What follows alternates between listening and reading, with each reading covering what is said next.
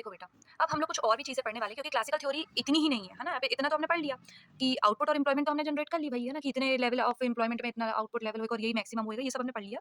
अब हमें और भी चीज़ पढ़नी रहती है, तो हम क्यों पढ़ रहे हैं? जब हमारी थ्योरी ये कहती है कि आउटपुट हो गया, एम्प्लॉयमेंट हो गया, तो हम आगे क्यों पढ़ रहे हैं? इस क्वेश्चन का आंसर अब आपको मिलेगा। तो आपका आउटपुट डिटर्मिनेशन हो गया, आपका एम्प्लॉयमेंट डिटर्मिनेशन हो गया। तो अब हम क्या पढ़ेंगे ये देखो। आउटपुट आपका डिटर्मिनेशन हो गया, लेकिन it is not enough. Why it is not enough? देखो, क्योंकि क्लासिकल थ्योरी को और क्या प्रूव करना था कि जो आउटपुट प्रोड्यूस हुआ है वो क्या सोल्ड होएगा, एक्चुअली भी सोल्ड, क्या वो सोल्ड सेल होएगा मार्केट में, है ना? और क्या जो इनकम जो अर्न हुई है आउटपुट के प्रोडक्शन से, क्या वो स्पेंड होएगी फुली? अब देखो, स्पेंड होएगी फुली कि नहीं, आपको ये देखना है। अब देखो सुनो, तो इसी से आता है हमारा कैपिटल मार्केट और प्रोडक्ट मार्केट। ठीक है, आगे हम पढ़ेंगे इसको भी बहुत अच्छे प्यारे तरीके से, लेकिन आप देखो, लेबर मार्केट और प्रोडक्शन फंक्शन से हमने डिसाइड कर लिया, हमने डिटरमाइन कर लिया कि प्रोडक्शन साइड क्या है, मतलब आपका आउटपुट कितना प्रोडक्शन, आउटपुट का कितना प्रोडक्शन हो रहा है, कितने आउटपुट का प्रोडक्शन हो रहा है और आपका एम्प्लॉयमेंट कितना, ये आपने पता लगा लिया। तो हमारी प्रोडक्शन साइड, या फिर आपको कहना चाहिए कि एग्रीगेट सप्लाई साइड जो है हमें पता चल गई।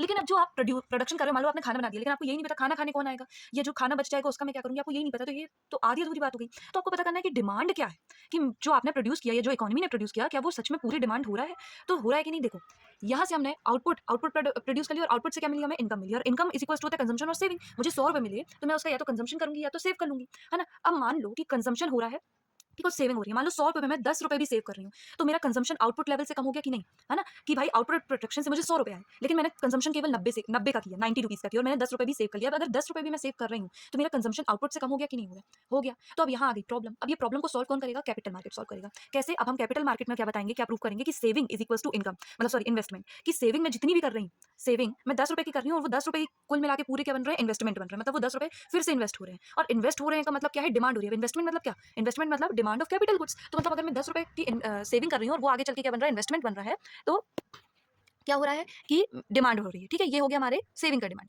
और हमारे डिमांड का क्या, ये कंजम्पशन। और ये कंजम्पशन में क्या पता चलेगा हमें, प्रोडक्ट मार्केट में। प्रोडक्ट मार्केट में कौन बताएगा, सेल्स लॉ, है ना? सेल्स लॉ बताएगा कि जो भी आपने सप्लाई करी उसने आउटपुट का प्रोडक्शन किया, आउटपुट का प्रोडक्शन हुआ तो इनकम का प्रोडक्शन हुआ, इनकम का प्रोडक्शन हुआ तो इनकम जनरेट हो गई, है ना? अब देखो,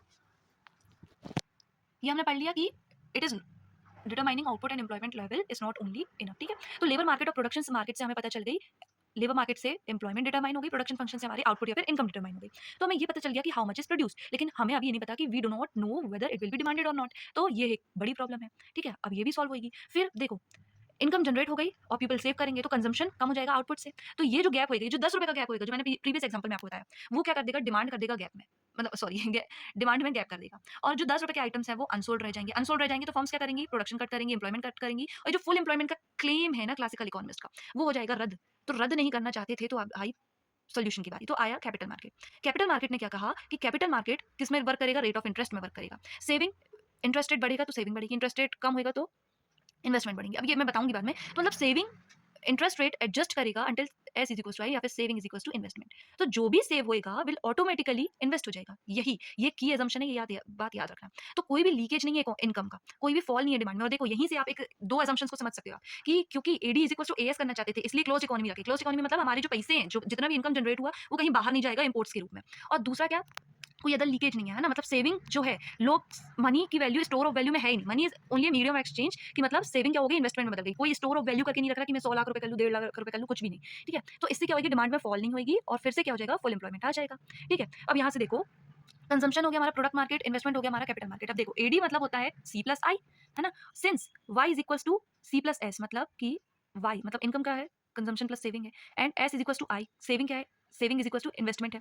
तो हम यहाँ से पता चल कर सकते हैं कि एडी इज इक्वल टू क्या, वाई मतलब income, aggregate demand is equal to income. और यही तो हमें करना था फुल एम्प्लॉयमेंट में। समझ में आई बात, कि supply creates its own demand, की जितनी आपने सप्लाई करी उतनी डिमांड हो गई। ये यहाँ देखो, सी प्लस आई, ये बन गया आई और ये बन गया एस। ठीक है, और यहाँ से बन गई हमारी एडी।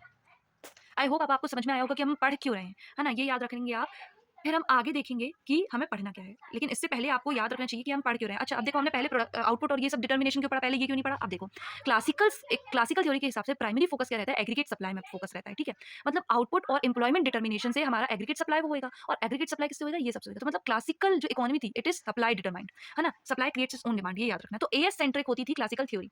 अब वहीं क्लासिकल थ्योरी में एडी की क्या पोजीशन थी, supply creates its own demand, मतलब डिमांड क्या है, डिपेंडेंट है सप्लाई में। ठीक है, aggregate demand will always be sufficient to purchase aggregate supply. ये होता था कि आप जितनी भी सप्लाई कर दो, एग्रीगेट डिमांड तो हो ही जाएगी उतनी, क्योंकि एट द एंड हमने ये पढ़ा ये याद रखना। एट द एंड क्या होगा, ये होगा। तो आप जितनी भी सप्लाई कर दो, आपकी डिमांड तो हो ही जाएगी, क्योंकि लोग सेव नहीं करेंगे, इन्वेस्ट करेंगे और लोग परचेजेस तो करेंगे ही करेंगे। तो आपकी डिमांड मतलब आपकी सप्लाई इज इक्वल टू हो जाएगी आपकी डिमांड, ठीक है। तो इसलिए भी फेलियर साबित हुआ ना, क्योंकि ग्रेट डिप्रेशन में क्या हुआ था, ये हुआ था, धड़ल्ले से सप्लाई कर रहे थे, डिमांड हुई नहीं, फेल हो गए पूरा, है ना। लेकिन उससे पहले देखो, it is assumed to automatically adjust, मतलब ये एग्रीगेट डिमांड एडजस्ट करेगी according to aggregate supply. Aggregate supply कम तो एग्रीगेट डिमांड भी कम। कैसे एग्रीगेट सप्लाई कम होगी, मतलब लोग एम्प्लॉयड कम है, एम्प्लॉयड कम है तो पैसे नहीं है, पैसे नहीं है तो डिमांड नहीं है, और ज्यादा तो पैसे भी ज्यादा तो डिमांड भी ज्यादा, ठीक है। क्या हो जाएगी, एडजस्ट करेगी कौन, एग्रीगेट डिमांड। एक इंडिपेंडेंट वेरिएबल नहीं है एडी, एक डिपेंडेंट वेरिएबल है किसमें, एएस में, ठीक है। और आउटपुट पे कोई कांस्टेंट नहीं है, मतलब कि ऐसा नहीं है कि लोग डिमांड नहीं करेंगे तो आउटपुट प्रोडक्शन कम हो जाएगा, ऐसा नहीं है, ठीक है। वो डिपेंडेंट है, मतलब आप तो आउटपुट करो, आप तो पढ़ो, हमें हम आईपीएस तुम्हें हम बनाएंगे, मतलब इस टाइप का है, ठीक है। तो AD is equal to AS at full employment level output, है ना। एग्रीगेट डिमांड मतलब जितने हम प्रोडक्शन कर रहे हैं उतने हमें डिमांड होनी चाहिए, और ये हो गया आपका, ठीक है। तो बाय बाय। तो देखो, जो ये classical theory of income and employment या आउटपुट एंड एम्प्लॉयमेंट है, सबसे पहले आपको अपना मॉडल आंसर कैसे लिखना है, इंट्रो लिखना है। इंट्रो में आप क्या लिखेंगे कि कार्ल मार्क्स ने ये वर्ड दिया था क्लासिकल, है ना, और किसके पहले के दिया था, प्रायर टू डेविड रिकार्डो, ठीक है। और फिर अब देखो दो टर्म्स आते हैं सिमिलर सिमिलर, क्लासिकल और न्यू क्लासिकल। तो क्लासिकल के बाद आते हैं कीनीजियन, और कीनीजियन के बाद आते मतलब कीनीजियन और कीनीजियन के बाद आते हैं न्यू क्लासिकल। बस क्लासिकल और न्यू क्लासिकल में कहना चाहिए सिमिलैरिटी इतनी है कि उन लोग सेम सेट ऑफ एजम्पशंस लेते थे, एजम्पशंस जैसे हम बाद की बात करेंगे, ठीक है। और क्लासिकल थ्योरी खुद में एक थ्योरी नहीं है ना, मतलब एक कोई मॉडल थ्योरी नहीं बनाई गई है, बल्कि दूसरे डिफरेंट डिफरेंट इकोनॉमिस्ट के डिफरेंट डिफरेंट जो पर्सपेक्टिव है या एजम्पशंस है, उनको इकट्ठा करके एक क्लासिकल थ्योरी का नाम दे दिया गया है। समझ में आई बात। अब हम सेकंड इंट्रो के बाद लिखेंगे हम इसका एजम्पशन। अच्छा, ये फर्स्ट थ्योरी मतलब ये ऐसी थ्योरी थी, फर्स्ट थ्योरी नहीं बोलूंगी, ये बहुत ही मतलब देखो 18-19 सेंचुरी की थ्योरी थी, है ना। तो इसमें क्लासिकल इकोनॉमिक्स में जैसे हमने पढ़ा था कि मैक्रो और माइक्रो की ज्यादा बात नहीं होती, तो सारी चीजों की ना साथ में बात होती थी, है ना। जैसे मैक्रो की शुरुआत तो अपने हम पढ़ते हैं कि कीन्स की थ्योरी के बाद आती है ना, कि वो इंडिविजुअल और मार्केट को अलग अलग लेके चलते हैं, लेकिन हम लोग जो क्लासिकल की बात करते हैं उन लोग ऐसा नहीं करते थे, ठीक है। तो हम सब इंट्रोडक्शन लिखेंगे, जो आपने इमरजेंस में भी पढ़ा है, आप उसमें लिख डाल सकते हैं ना, एक आध पेज का। फिर हम लिखेंगे एजम्पशंस। एजम्पशंस क्या है, बहुत सारे हैं, ठीक है, उसको भी हम पढ़ेंगे। फिर production function and labour market से हमारा आउटपुट डिटर्मिनेशन हो जाता है, आउटपुट एंड एम्प्लॉयमेंट डिटर्मिनेशन हो जाता है, जो कि कौन सी साइड रहती है, सप्लाई साइड होती है, ये हमने पढ़ लिया। फिर देखो सेल्स लॉ ऑफ मार्केट और सेविंग एंड एम्प्लॉयमेंट इक्वलिटी, इससे क्या होगा, आपका डिमांड साइड बताएगा। आप अपने सप्लाई तो देख ली कि सप्लाई इतनी हो रही है, अब हम देखेंगे कि डिमांड कितनी हो रही है, ठीक है।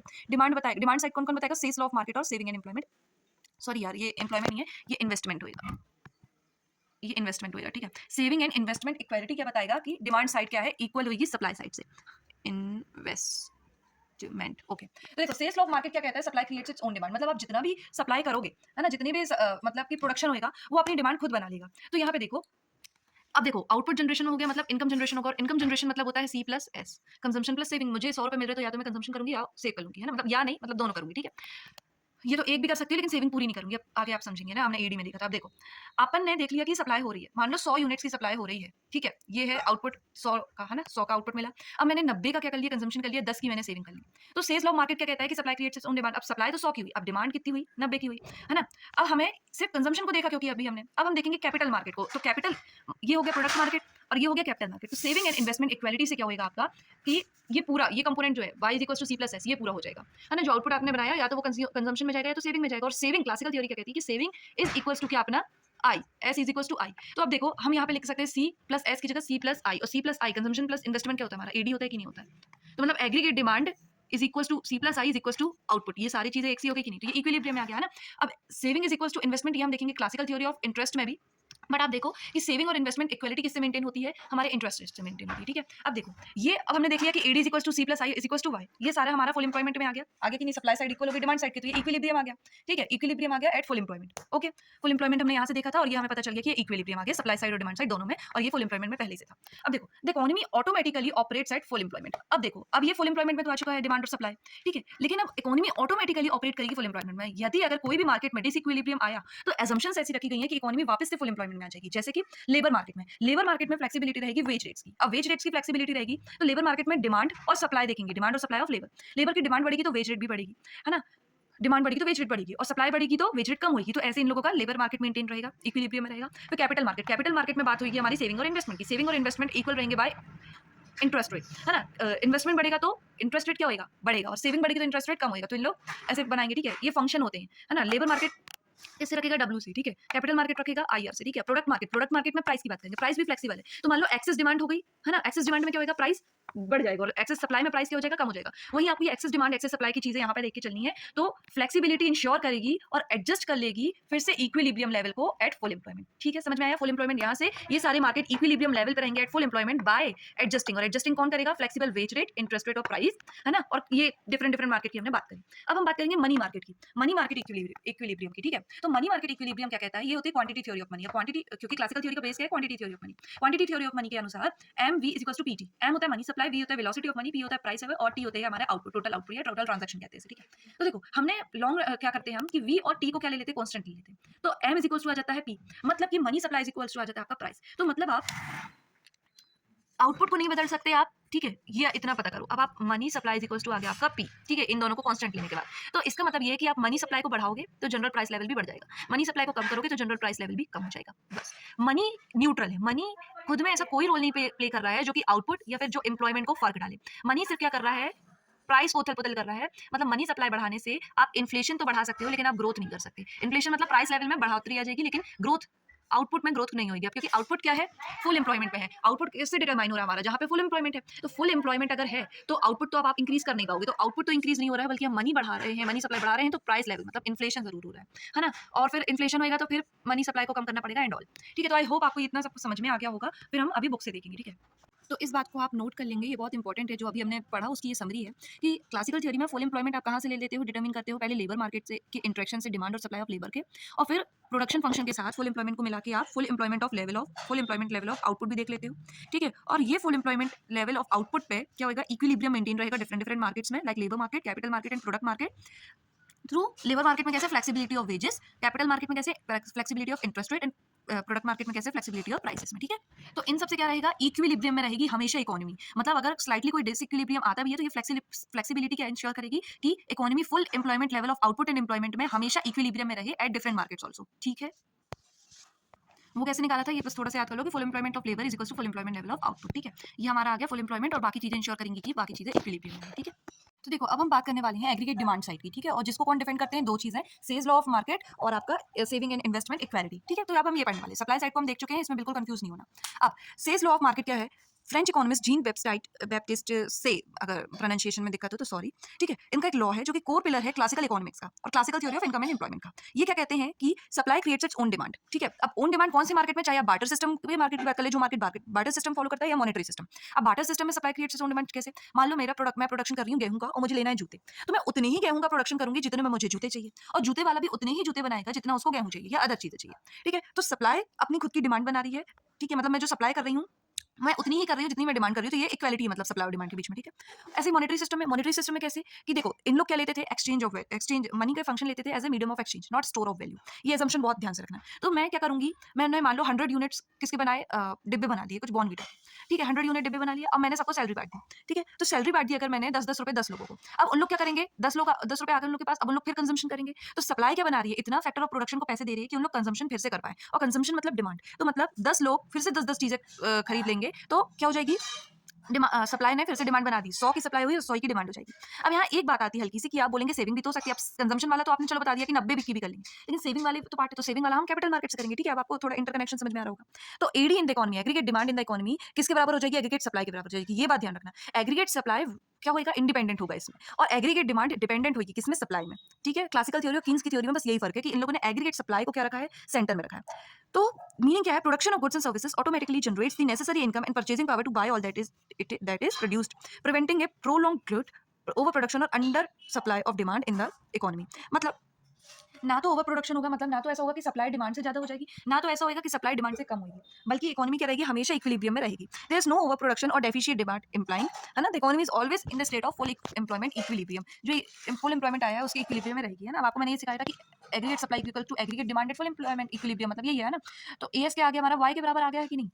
आ गया है, जितने आउटपुट इनकम बराबर होते हैं। तो सी प्लस है, सब कंजम्पशन तो हमने देख लिया, और सेविंग किससे होगा? S is equal to I, classical के according, classical theory of interest के अकॉर्डिंग। ठीक है, तो AD is equal to C plus I, अगर हम सब्स्टिट्यूट करें एस को आई से तो एएस बराबर क्या हो जाएगा? एडी हो जाएगा। ठीक है, तो जनरल ओवर ग्लोट या फिर ग्लट होएगा ही नहीं। ओके, ना ही अंडर प्रोडक्शन होगा, ना ही ओवर प्रोडक्शन। अब देखो सेल्स लॉ ऑफ मार्केट के हम पहले असम्पशंस पढ़ते हैं, फिर ये लास्ट में पढ़ेंगे। ठीक है, तो जो असम्पशंस क्लासिकल थ्योरी के ना वही इसके भी हैं, बस लिख देंगे आपको। ठीक है, तो फ्री मार्केट इकोनॉमी है। फ्री मार्केट इकोनॉमी मतलब परफेक्ट कंपटीशन है, प्रोडक्ट मार्केट में भी और फैक्टर मार्केट में भी। अब ऐसा क्यों है हम आगे देखेंगे। परफेक्ट कंपटीशन के की फीचर्स क्या होते हैं, बहुत सारे बायर्स एंड सेलर्स होते हैं, ऑल फर्म्स सेल आइडेंटिकल या फिर होमोजीनियस गुड्स। कोई भी फर्म का प्राइस, कोई भी फर्म क्या है, प्राइस मेकर नहीं है, प्राइस टेकर है। परफेक्ट इन्फॉर्मेशन एग्जिस्ट करती है बायर्स और सेलर्स के बीच में, फ्री एंट्री एंड एग्जिट है, नो मोनोपोली पावर है। अब परफेक्ट कंपटीशन नीडेड क्यों थी लेकिन ये सेल्स लॉ में, सेल्स लॉ क्या कहते हैं, supply creates its own demand, है ना, और वो होनी चाहिए फ्लेक्सिबिलिटी से, फ्लेक्सिबिलिटी ऑफ वेजेस, प्राइसेस वगैरह वगैरह से। तो अगर एक फर्म होती या फिर मोनोपोली होती या फिर एंट्री या एग्जिट में कुछ रोक टोक होती, रिस्ट्रिक्शन होती, या फिर बहुत सारे बायर्स और सेलर्स नहीं होते, तो फर्म क्या कर पाती, कंट्रोल रख पाती प्राइस में, और प्राइस खुद से एडजस्ट नहीं हो पाती ऑटोमेटिकली, जो हमने देखा प्राइसेस एडजस्ट करके डिमांड और सप्लाई को बराबर कर देते हैं। तो सप्लाई क्या करेगी, अपनी डिमांड नहीं बना पाएगी। समझ में आ रही बात, अगर प्राइस एडजस्ट नहीं हुई खुद से। और वहीं फैक्टर मार्केट में, ये होगी प्रोडक्ट मार्केट की बात। फैक्टर मार्केट में परफेक्ट कंपटीशन क्यों जरूरी है, क्योंकि वेजेस मस्ट बी फ्लेक्सिबल।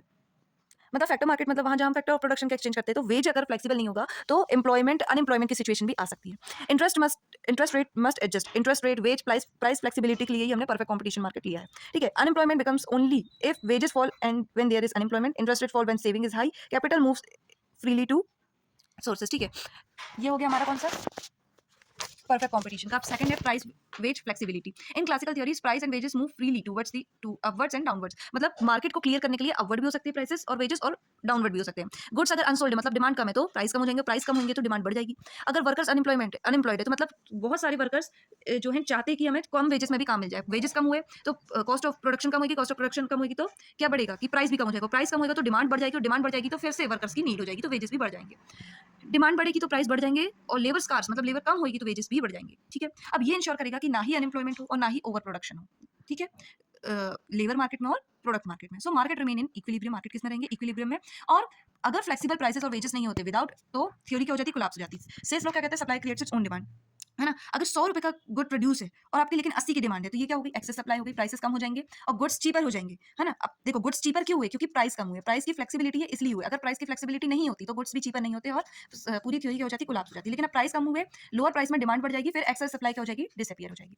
ऐसे ही ये हो गया हमारे प्रोडक्ट मार्केट का, मतलब फ्लेक्सिबिलिटी ऑफ प्राइसेस का। वेजेस देखो, अगर फर्म क्या कर रहे हैं, फ्यूअर वर्कर्स रख रही है ना, तो वेजेस क्या हो जाएगी, मतलब फर्म डिमांड कर रही है कम वर्कर्स की, तो वेजेस क्या हो जाएगी, फॉल हो जाएगी। हायरिंग क्या हो जाएगी, चीपर हो जाएगी। फुल एम्प्लॉयमेंट फिर रिटर्न हो जाएगा, क्योंकि चीपर हायरिंग में कॉस्ट ऑफ प्रोडक्शन कम हो जाएगा, कॉस्ट ऑफ प्रोडक्शन कम होगा तो प्राइस भी कम हो जाएगा, प्राइस कम होगा तो क्या होगा, डिमांड बढ़ जाएगी, डिमांड बढ़ जाएगी तो क्या होगा, लेबर लोग की जो डिमांड है वो भी बढ़ जाएगी। ठीक है, क्योंकि प्रोडक्शन बढ़ जाएगा।